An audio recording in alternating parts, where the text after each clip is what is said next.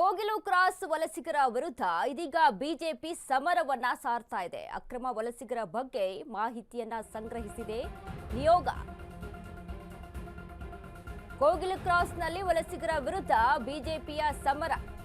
ಅಕ್ರಮ ವಲಸಿಗರ ಬಗ್ಗೆ ಮಾಹಿತಿಯನ್ನ ಸಂಗ್ರಹ ಮಾಡ್ತಾ ಇದೆ ನಿಯೋಗ. ಬಿಜೆಪಿಯ ಸತ್ಯಾಶೋಧನಾ ತಂಡದಿಂದ ವರದಿಯನ್ನ ಸಲ್ಲಿಕೆ ಮಾಡಲಾಗಿದೆ. ಎಸ್ಆರ್ ವಿಶ್ವನಾಥ್ ನೇತೃತ್ವದ ತಂಡದಿಂದ ವರದಿ. ಬಿಜೆಪಿ ರಾಜ್ಯಾಧ್ಯಕ್ಷ ಬಿವೈವಿಗೆ ವರದಿಯನ್ನ ಸಲ್ಲಿಸಿದ ತಂಡ ಮಲ್ಲೇಶ್ವರದ ಬಿಜೆಪಿ ಕಚೇರಿಯಲ್ಲಿ ಭೇಟಿಯಾಗಿ ಸಲ್ಲಿಕೆಯನ್ನ ಮಾಡಿದ್ದಾರೆ. ಇನ್ನು ಕೋಗಿಲು ಕ್ರಾಸ್ನಲ್ಲಿ ಯಾರೆಲ್ಲ ವಾಸವಾಗಿದ್ದಾರೆ, ಯಾರೆಲ್ಲ ವಲಸಿಗರಿದ್ದಾರೆ, ಒತ್ತುವರಿ ತೆರವು ಜಾಗದಲ್ಲಿ ಸ್ಥಳೀಯರು ಎಷ್ಟಿದ್ದಾರೆ, ಇನ್ನು ಕೋಗಿಲು ಕ್ರಾಸ್ನಲ್ಲಿ ಬಾಂಗ್ಲಾದೇಶದವರು ಇದ್ದಾರಾ ಅನ್ನುವಂತಹ ಪ್ರಶ್ನೆ ಒಂದ್ ಕಡೆ ಇತ್ತು.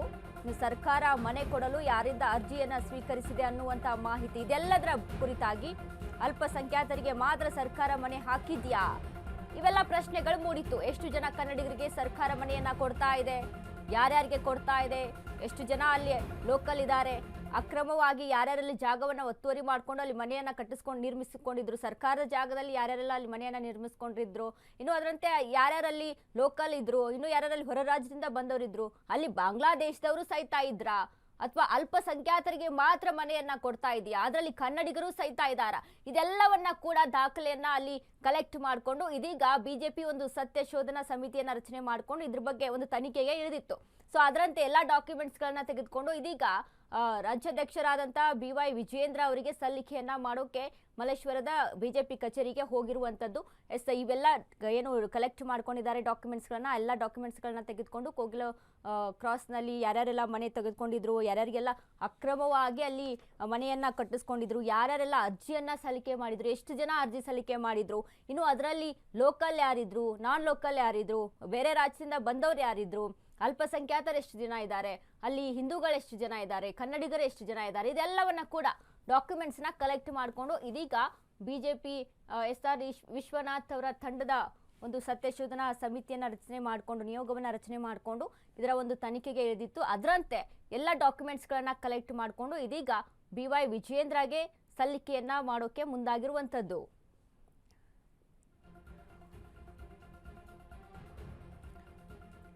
ಇದೀಗ ಕೋಗಿಲು ಬಡಾವಣೆಯಲ್ಲಿ ಅಕ್ರಮ ಮನೆಗಳ ತೆರವು ಪ್ರಕರಣಕ್ಕೆ ಸಂಬಂಧಪಟ್ಟಂತೆ ಅಕ್ರಮ ಮನೆಗಳ ಸಂಬಂಧ ಅಧ್ಯಯನದ ವರದಿಯನ್ನ ಸಲ್ಲಿಕೆ ಮಾಡೋದಕ್ಕೆ ಮುಂದಾಗಿದೆ ಬಿಜೆಪಿಯ ಸತ್ಯಶೋಧನಾ ತಂಡದಿಂದ ವರದಿ ಸಲ್ಲಿಕೆಯಾಗುವಂತದ್ದು. ಇನ್ನು ಶಾಸಕ ಎಸ್ಆರ್ ವಿಶ್ವನಾಥ್ ನೇತೃತ್ವದ ತಂಡದಿಂದ ಸಲ್ಲಿಕೆಯನ್ನ ಮಾಡೋಕೆ ಮುಂದಾಗಿದ್ದಾರೆ. ಬಿಜೆಪಿ ರಾಜ್ಯಾಧ್ಯಕ್ಷ ಬಿವೈ ವಿಜಯೇಂದ್ರಗೆ ಸಲ್ಲಿಕೆಗೆ ತಂಡ ರೆಡಿಯಾಗಿರುವಂತದ್ದು. ಇದೀಗ ಕೋಗಿಲು ಕ್ರಾಸ್ನಲ್ಲಿ ಒತ್ತುವರಿ ತೆರವು ಜಾಗದಲ್ಲಿ ಸ್ಥಳೀಯರೆಷ್ಟು ಜನ ಇದ್ರು, ಕೋಗಿಲು ಕ್ರಾಸ್ನಲ್ಲಿ ಬಾಂಗ್ಲಾದೇಶದವರು ಸಹಿತ ಇದ್ರಾ, ಅಂದ್ರೆ ಈಗಾಗಲೇ ರಾಜಕೀಯವಾಗಿ ಇವೆಲ್ಲ ವಿಚಾರಗಳು ವಿರೋಧಗಳು ಕೇಳಿ ಬರ್ತಾ ಇತ್ತು. ಏನು ಕಾಂಗ್ರೆಸ್ ದಿಢೀರಂತ, ಕಾಂಗ್ರೆಸ್ ಪಕ್ಷ ಹೈಕಮಾಂಡ್ ಕೂಡ ಇದಕ್ಕೆ ಎಂಟ್ರಿ ಆಗಿ ದಿಢೀರಂತ ಎಲ್ರಿಗೂ ಕೂಡ ಮನೆಯನ್ನ ಕೊಡಬೇಕು ಅಂತ ರೆಡಿ ಆಗ್ಬಿಡುತ್ತೆ. ಅಂದ್ರೆ ಒಂದ್ ರೀತಿಯಾಗಿ ರಾಜಕೀಯವಾಗಿ ಕೇರಳದ ಒಂದು ಎಲೆಕ್ಷನ್ ಎಲ್ಲ ಮುಂದಿಟ್ಕೊಂಡು ಇಲ್ಲಿ ಒಂದು ಈ ರೀತಿಯಾಗಿ ಒಲವಿಗೆ ಮುಂದಾಗಿತ್ತು ಕಾಂಗ್ರೆಸ್ ಪಕ್ಷ. ಹೀಗಾಗಿ ಇದರ ಬಗ್ಗೆ ಅನುಮಾನ ವ್ಯಕ್ತವಾಗಿ ಬಿಜೆಪಿ ಸಹಿತ ಒಂದು ಸತ್ಯಶೋಧನಾ ಸಮಿತಿಯನ್ನ ರಚನೆ ಮಾಡಿಕೊಂಡು ಇದರ ಒಂದು ಆಯೋಗಕ್ಕೆ, ಇದರ ಒಂದು ತನಿಖೆಗೆ ಮುಂದುವರೆದಿತ್ತು. ಅದರಂತೆ ಎಲ್ಲಾ ವಿಷಯಗಳನ್ನ ಇದೀಗ ಕಲೆಕ್ಟ್ ಮಾಡ್ಕೊಂಡಿದ್ದಾರೆ. ಅದರಲ್ಲಿ ಯಾರ್ಯಾರು ಸ್ಥಳೀಯರು, ಅದರಲ್ಲಿ ಯಾರ್ಯಾರು ಸ್ಥಳೀಯರಿಲ್ಲ, ಅದರಲ್ಲಿ ಯಾರ್ಯಾರು ಅರ್ಜಿಯನ್ನ ಸಲ್ಲಿಕೆ ಮಾಡಿದ್ರು, ಎಷ್ಟು ಜನ ಅರ್ಜಿಯನ್ನ ಸಲ್ಲಿಕೆ ಮಾಡಿದ್ರು, ಲೋಕಲ್ ಆಗಿ ಡಾಕ್ಯುಮೆಂಟ್ಸ್ಗಳು ಯಾರ್ಯಾರ್ದಿದೆ, ಇಲ್ಲಿಯ ಒಂದು ಸ್ಥಳೀಯವಾಗಿ ಕರ್ನಾಟಕದವರೇ ಎಷ್ಟು ಜನ ಇದ್ದಾರೆ, ಇನ್ನು ಅದನ್ನ ಹೊರ ರಾಜ್ಯದವರು ಎಷ್ಟು ಜನ ಇದ್ದಾರೆ, ಬಾಂಗ್ಲಾದೇಶದವರು ಸಹಿತ ಇದ್ದಾರೆ. ಯಾಕಂದ್ರೆ ಅಲ್ಲಿ ಕೆಲವೊಂದು ಗಾಡಿಗಳನ್ನ, ಕೆಲವೊಂದು ವೆಹಿಕಲ್ಗಳನ್ನ ನಾವು ಗಮನಿಸಿ ನೋಡಿದಾಗ ಅಲ್ಲಿ ಪಾಸಿಂಗ್ ಎಲ್ಲ ಇರ್ಬೋದು, ಅಲ್ಲಿಯ ವೆಹಿಕಲ್ ಒಂದು ಬೋರ್ಡ್ ಎಲ್ಲ ಇರ್ಬೋದು, ಅದು ಹೊರ ರಾಜ್ಯದಲ್ಲಿ ಇತ್ತು.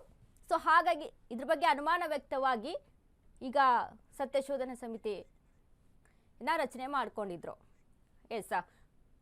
ಈ ಬಗ್ಗೆ ಹೆಚ್ಚಿನ ಮಾಹಿತಿಯನ್ನ ಕೊಡ್ತಾರೆ ನಮ್ಮ ಪ್ರತಿನಿಧಿ ವಿವೇಕ್, ಡೆಸ್ಕ್ ಲೈವ್ ಇಂದ ಜಾಯ್ನ್ ಆಗಿದ್ದಾರೆ. ವಿವೇಕ್, ಇದೀಗ ಕೋಗಿಲು ಕ್ರಾಸ್ ಮನೆ ತೆರವು ವಿಚಾರಕ್ಕೆ ಸಂಬಂಧಪಟ್ಟಂತೆ ಸಾಕಷ್ಟು ರಾಜಕೀಯವಾಗಿ ಚರ್ಚೆಗೆ ಗ್ರಾಸವಾಗಿತ್ತು.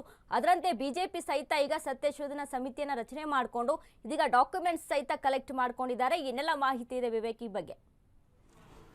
ಎಸ್ ವನಿತಾ, ಮೊದಲಿಗೆ ಕೋಗಿಲುದಲ್ಲಿ ಒಂದು ಅಕ್ರಮವಾಸಿಗರು ಯಾರಿದ್ರು ಅವ್ರನ್ನೆಲ್ಲ ಕೂಡ ತೆರವುಗೊಳಿಸತಕ್ಕಂಥ ಕೆಲಸಕ್ಕೂ ಕೂಡ ಸರ್ಕಾರ ಮುಂದಾಗಿತ್ತು. ಆದರೆ ತೆರವುಗೊಳಿಸಿದ ಬಳಿಕವೂ ಒಂದಿಷ್ಟು ಟ್ವೀಟ್ಗಳು ಬರುತ್ತೆ ಕೇರಳದಿಂದ. ಅದಾದ ಬಳಿಕ KC ವೇಣುಗೋಪಾಲ್ ಅವರ ಫೋನ್ ಬಂದ ಬಳಿಕವೇ ಎಲ್ಲಿ ವಾಸವಾಗಿರುವಂಥವ್ರಿಗೆ ಮನೆಗಳು ನೀಡ್ತೀವಿ ಎಂಬ ಒಂದಿಷ್ಟು ಚರ್ಚೆಗಳು ಕೂಡ ಸರ್ಕಾರ ನಡೆಸುತ್ತೆ. ಅವ್ರಿಗೆ ಮನೆ ಕೊಡೋದಕ್ಕೂ ಕೂಡ ಮುಂದಾಗುತ್ತೆ. ಆದರೆ ಅದನ್ನು ತೀವ್ರವಾಗಿ ವಿರೋಧ ವ್ಯಕ್ತಪಡಿಸೋದಕ್ಕೂ ಕೂಡ BJP ಮುಂದಾಗುತ್ತೆ. ಯಾಕಂದರೆ ಇಷ್ಟು ದಿನಗಳಿಂದ ಸಾಕಷ್ಟು ಕಡೆ ಹಕ್ಕುಪತ್ರ ನೀಡಿ ಅಂತ ಸಾಕಷ್ಟು ಜನರು ವಾಸವಾಗಿದ್ದವರು ಸುಮಾರು 20-30 ವರ್ಷಗಳಿಂದ ವಾಸವಾಗಿರೋರು ಕೊಡಲಿಲ್ಲ. ನೀವು ಏಕಾಏಕಿಯಾಗಿ ಇವ್ರಿಗೆ ಯಾವ ರೀತಿಯಾಗಿ ಕೊಡ್ತೀರಾ ಅಂತ ವಿಪಕ್ಷಗಳು ಕೂಡ ಆರೋಪ ಮಾಡ್ತಿತ್ತು. ಅದೇ ನಿಟ್ಟಿನಲ್ಲಿ BJP ರಾಜ್ಯಾಧ್ಯಕ್ಷ BY ವಿಜೇಂದ್ರ ಅವರ ನೇತೃತ್ವದಲ್ಲಿ ಒಂದು ಸತ್ಯಶೋಧನಾ ಕಮಿಟಿ ಕೂಡ ರಚನೆ ಮಾಡೋದಕ್ಕೆ ಮುಂದಾಯಿತು. ಆ ನೇತೃತ್ವ ಸತ್ಯಶೋಧನಾ ಕಮಿಟಿಯ ನೇತೃತ್ವ SR ವಿಶ್ವನಾಥ್ ಕೊಡ್ತಾರೆ. ಆ ಕಮಿಟಿಯಲ್ಲಿ ಮುನಿರಾಜು ಅವರು ಇರ್ತಾರೆ, ಜೊತೆಗೆ ಹರೀಶ್ ಆಗಿರ್ಬೋದು, ಭಾಸ್ಕರ್ ರಾವ್, ಒಂದಿಷ್ಟು 4-5 ಹಿರಿಯ ನಾಯಕರಾದಂಥ BJP ನಾಯಕರು ಕೂಡ ಭಾಗಿಯಾಗಿ ಅದೊಂದು ಕಮಿಟಿ ಕೂಡ ರಚನೆ ಆಗಿ ಒಂದಿಷ್ಟು ಸತ್ಯಶೋಧನಾ ವರದಿ ಕೂಡ ಮಾಡೋದಕ್ಕೆ ಪ್ರಾರಂಭ ಮಾಡ್ತಾರೆ. ಅಂದರೆ ಆ ಕೋಗಿಲು ನಿವಾಸದಲ್ಲಿ ಯಾರ್ಯಾರು ಅಲ್ಲೆಲ್ಲರೂ ಕೂಡ ವಾಸವಾಗಿದ್ರು ಅವರೆಲ್ಲರನ್ನು ಕೂಡ ಒಂದಿಷ್ಟು ಪರಿಶೀಲನೆ ಮಾಡೋದಕ್ಕೂ ಕೂಡ ಅವರು ಮುಂದಾಗ್ತಾರೆ. ಆ ಸಂದರ್ಭದಲ್ಲಿ ಅಂದರೆ 167 ಮನೆಗಳನ್ನು ಏನು ಧ್ವಂಸ ಮಾಡಿದ್ರು ಅದರಲ್ಲಿ ಕೇವಲ 27 ಜನ ಮಾತ್ರ ಫಕೀರ್ ಅವರು, ಇನ್ನುಳಿದಂಥವರೆಲ್ಲರೂ ಕೂಡ ಬಾಂಗ್ಲಾದೇಶಿಯ ರೋಹಿಂಗ್ಯಾಗಳು ಅನ್ನೋ ಒಂದಿಷ್ಟು ಆರೋಪ ಕೂಡ BJP ಈಗಾಗಲೇ ಮಾಡಿದೆ. ಜೊತೆಗೆ ಆ ಸತ್ಯಶೋಧನಾ ವರದಿಯಲ್ಲೂ ಕೂಡ ಅದೇ ರೀತಿಯಾಗಿ ಉಲ್ಲೇಖ ಮಾಡಿದೆ. ಜೊತೆಗೆ ಅಲ್ಲಿ ಒಂದು ವೆಸ್ಟ್ ಬೆಂಗಾಲ್ ರಿಜಿಸ್ಟ್ರೇಷನ್ನ ಕಾರ್ ಕೂಡ ನಿಂತಿರುತ್ತೆ. ಆ ಕಾರನ್ನು ತೆರವು ಮಾಡ್ತಕ್ಕಂಥ ಕೆಲಸ ಕೂಡ ಮಾಡ್ತಾರೆ. ಇದೆಲ್ಲವೂ ಕೂಡ ಸರ್ಕಾರದ ಒಂದು ಷಡ್ಯಂತ್ರ ಆಗಿದೆ. ರೋಹಿಂಗ್ಯಾಗಳನ್ನು ಅಲ್ಲಿಂದ ವ್ಯವಸ್ಥಿತವಾಗಿ ಕಳಿಸಿ ಬೇರೆ ಕಡೆ ಅಲ್ಲಿ KJ-ಹಳ್ಳಿ DJಯಲ್ಲಿ ಇರ್ತಕ್ಕಂಥ ಅಲ್ಪಸಂಖ್ಯಾತರನ್ನ ತಂದು ಬಿಟ್ಟಿದ್ದಾರೆ ಅನ್ನೋ ಒಂದಿಷ್ಟು ಆರೋಪಗಳ ಪೈಕಿ ಆ ವರದಿಯನ್ನು ಕೂಡ ಮಾಡಿದ್ದಾರೆ. ಆ ವರದಿಯನ್ನು ಇವತ್ತು BJP ರಾಜ್ಯಾಧ್ಯಕ್ಷ ವಿಜೇಂದ್ರ ಅವರಿಗೂ ಕೂಡ ಕೊಟ್ಟಿದ್ದಾರೆ. ಆ ವರದಿ ಇದಾದ ಬಳಿಕ ರಾಜ್ಯಪಾಲರಿಗೂ ಕೂಡ ಅದೇ ವರದಿಯನ್ನು ತೆಗೆದುಕೊಂಡು ಹೋಗಿ ನೀಡಲು ಮುಂದಾಗಿದ್ದಾರೆ BJP ನಿಯೋಗ. ಧನ್ಯವಾದಗಳು ವಿವೇಕ್, ನಿಮ್ಮೆಲ್ಲ ಮಾಹಿತಿಗೆ.